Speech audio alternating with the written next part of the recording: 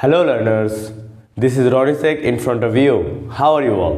Hope you all are fit and fine. Today in this video I am going to teach you how to start a conversation. অর্থাৎ ইংরেজিতে আমরা কিভাবে conversation বা কথোপকথন শুরু করতে পারি তাই আজকে আমরা শিখব। So without any delay, let's get started. প্রিয় শিক্ষার্থীরা, আমরা ইংরেজিতে দুইভাবে কথোপকথন শুরু করতে পারি।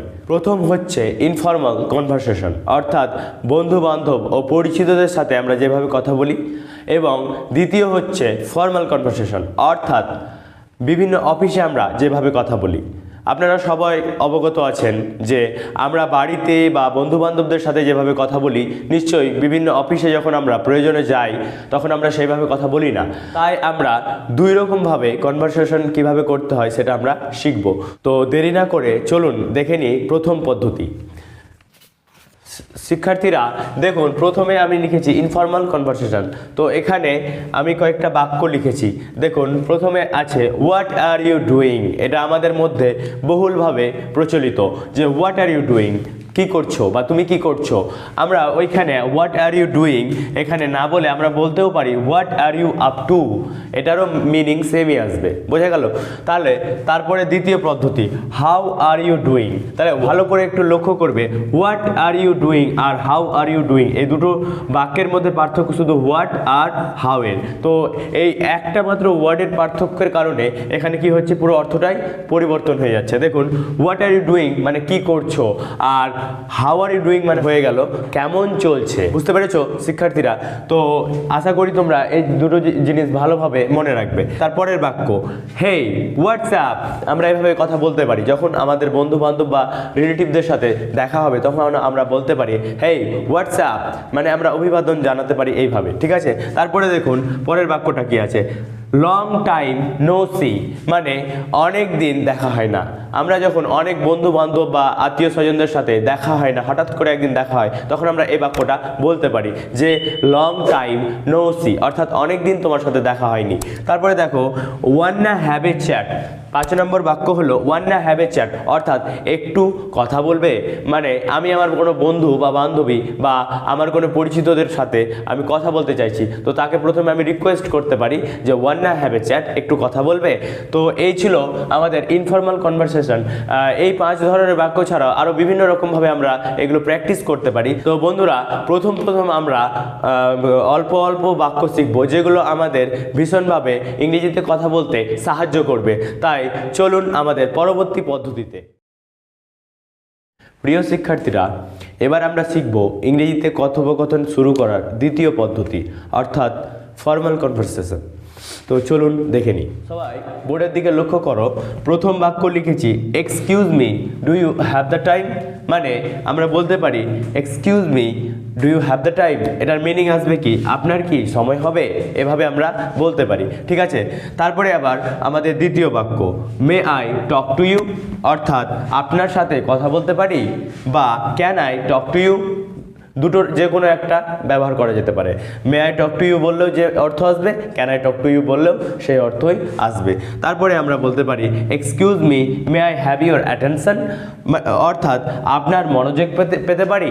দেখুন, অফিসে যখন আপনি আপনার সহকর্মীর সাথে কাজ করছেন, দেন তারপরে যখন আপনি ফ্রি সময় পেলেন, তখন আপনার সহকর্মীকে বলতে পারেন excuse me may I have your attention, এইভাবে আমরা কথাটা বলতে পারি, ঠিক আছে? তারপরের বাক্য আর ইউ ফ্রি নাও, আপনি কি অবসর আছেন।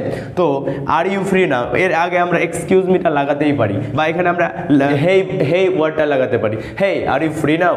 আমরা এগুলো এক কথায় এক্সকিউজ মি, হেই, হ্যাঁ, তা হ্যালো, এগুলো আমরা কি অভিবাদন জানানোর জন্য, কথোপকথন শুরু করার জন্য প্রথমে আমরা ইউজ করতে পারি। এগুলোর আলাদা কোনো অর্থ আসবে না, এগুলো আমরা মানে কনভারসেশনটাকে শুরু করার জন্য ওটা দিয়ে আমরা শুরু করব, ঠিক আছে? আমাদের মতো আমরা যেটাতে কমফোর্টেবল হব সেইভাবে আমরা শুরু করব, ঠিক আছে? তাহলে এবার দেখুন পরের বাক্য হচ্ছে I need to talk to you, অর্থাৎ আপনার সাথে কথা বলা প্রয়োজন। ধরুন আপনার সহকর্মী আপনার পাশে আছে, তখন আপনি বলছেন, বা আপনার বস, তাকে বলতে পারেন যে sir I need to talk to you, অর্থাৎ আমার আপনার সাথে কথা বলা প্রয়োজন। তো এই হচ্ছে 5টি বাক্য যেগুলো আমরা আয়ত্ত করে নিলে পরিচিত এবং অপরিচিত বন্ধুবান্ধব এবং অফিসে থেকে শুরু করে প্রত্যেকটা স্টাফেরদের সাথে আমরা খুব ইজিলি এবং খুব দ্রুত ইংরেজিতে কথা বলতে পারবো বাকপটুভাবে। তো আর দেরি কিসের? তো আপনাদের কাছে আমার রিকোয়েস্ট, এই যে আমি যেগুলো লিখাচ্ছি এগুলো আপনাদের কি করতে হবে, একটা খাতায় নোট ডাউন করে নিতে হবে। আর এগুলোকে তারপরে আপনাদেরকে কি করতে হবে, জোরে জোরে প্র্যাকটিস করতে হবে। একটা সেন্টেন্সকে কম করে 5 থেকে 10 বার করে বলতে হবে, এবং শুধু বললেই হবে না, মনোযোগ সহকারে বলে প্র্যাকটিস করতে হবে। আপনার কানকে শুনিয়ে শুনিয়ে জোরে জোরে আপনাকে কি করতে হবে, প্র্যাকটিস করতে হবে। তাহলে আপনার কি ফ্লুয়েন্সি ডেভেলপ হবে এবং আপনার ইংরেজিতে কথা বলার দক্ষতা বাড়বে, এবং ইংরেজিতে যে কথা বলার ভয় সেটা দূর হবে ধীরে ধীরে। তো দেরি না করে এগুলো আপনারা কি, আমি লিখাচ্ছি ভিডিওর মাধ্যমে, সেগুলো আপনারা কি করবেন, টুকে নেবেন এবং সেগুলোকে প্র্যাকটিস করবেন। কি করতে হবে, সেগুলোকে প্র্যাকটিস করতে হবে।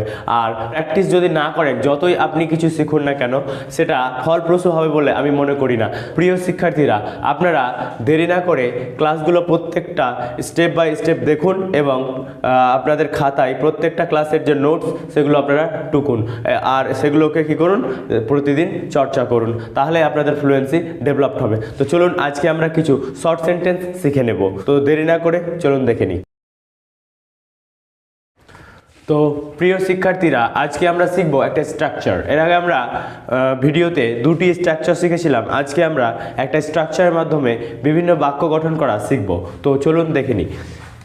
আজকে আমাদের 3 নম্বরের স্ট্রাকচারের বাক্য হলো ইট ইজ ব্যাড টু, তারপরে ভার্ব আমরা ইউজ করব। এখানে যে ভার্বটা ইউজ করব সেটা অর্থ দিবে যে এটা করা ঠিক না, সেই বিষয়টা করা ঠিক না। তাহলে ইট ইজ ব্যাড টু ডু মানে এটা করা ঠিক না। এই ডু এর জায়গায় যদি আমরা সে ব্যবহার করি তাহলে অর্থটা আসবে it is bad to say মানে এটা বলা ঠিক না। It is bad to eat মানে এটা খাওয়া ঠিক না। It is bad to play এটা খেলা ঠিক না। It is bad to buy. এইভাবে আমরা ভার্বগুলোকে পরিবর্তন করলেই খুব সুন্দর সুন্দর কি করতে পারবো, বাক্য, একই ধরনের বাক্য আমরা তৈরি করতে পারবো। প্রিয় শিক্ষার্থীরা, এটি হচ্ছে আমাদের ফ্রি স্পোকেন ইংলিশ লার্নিংয়ের 3য় ক্লাস। যদি আপনারা পূর্বের 2টি ক্লাস না দেখে থাকেন তাহলে অবশ্যই প্রথম 2টি ক্লাস দেখার পরে এই ক্লাসটি দেখবেন। আর যদি এই ক্লাসটি আগে দেখেন তাহলে ওই আগের 2টি ক্লাস অবশ্যই দেখে আসুন, দেন এই ক্লাসটি আরেকবার দেখে নিন। আশা করছি আপনারা ভীষণভাবে উপকৃত হবেন, এবং কী ধরনের ভিডিও চাইছেন তা অবশ্যই আপনারা কমেন্টে লিখে জানান। আমরা কোর্সটা সাজিয়েছি বেসিক থেকে অ্যাডভান্স লেভেল পর্যন্ত। সো প্রথমে আমরা বেসিক বিষয়গুলো নিয়ে আলোচনা করছি। ইন ফিউচারে আমরা ধীরে ধীরে অ্যাডভান্সের দিকে এগিয়ে যাব। তো আজ পর্যন্ত এখানেই, দেখা হবে পরের ভিডিওতে।